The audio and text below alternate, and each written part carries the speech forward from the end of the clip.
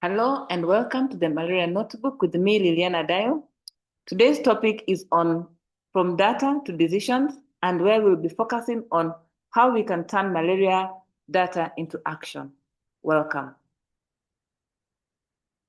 So as you may be aware, we do collect a lot of malaria data, but the big question is, are we using it to make decisions? Data alone does not reduce malaria, but correct decisions made at the right time does surely contribute to the reduction of malaria burden.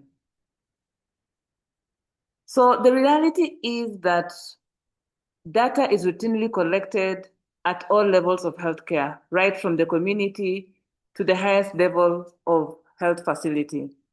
Some of the data is collected through analog registers, while some other data is collected on electronic medical platforms. However, more often than not, this data is underutilized for decision-making at all these levels. Also, frontline workers rarely see how the data informs action. In many cases, there is reliance on the higher level. It could be the sub-district, the district, county, or national to interpret the data rather than the data being used locally. So the core problem is on a lot of focus on reporting and not action. Some of the facilities do submit their monthly reports on time, but no discussion on what the data is saying is done at the facility level. For instance, low IPTP3 coverage is reported, but no action is taken to follow up on the missed pregnant women. In addition, too many indicators being tracked at once at the health facility, leading to attention being spread thinly. So this contributes to nothing standing out as urgent.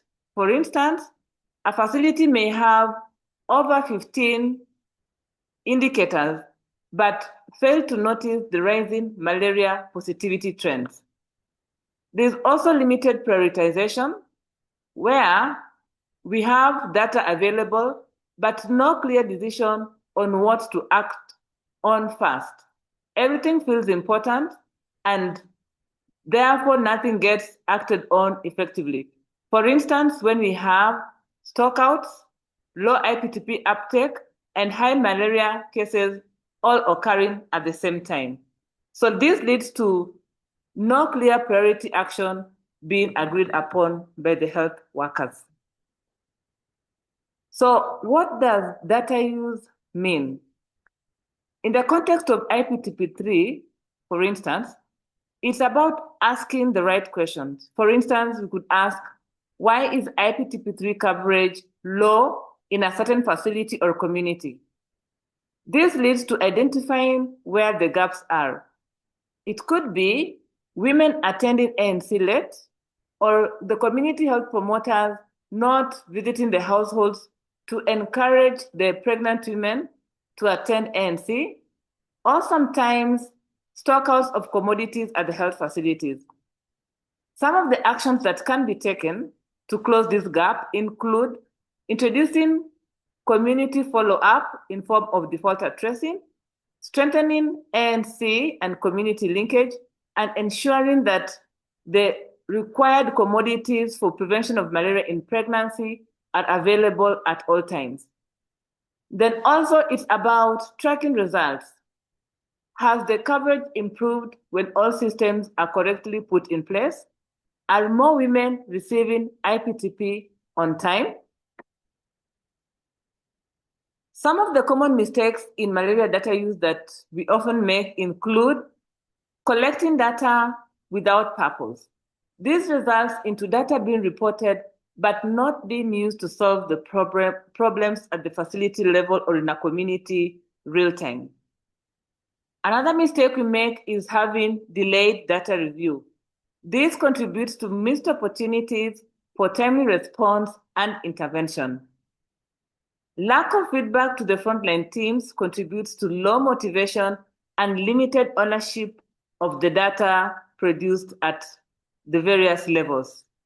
Another mistake that is made is ignoring community level insights, which leads to failure of interventions and total lack of response to the community needs.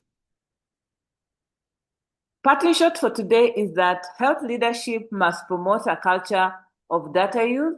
They require to prioritize action, support health facility teams, and ensure accountability for results. On the other side, frontline workers must use data to drive action.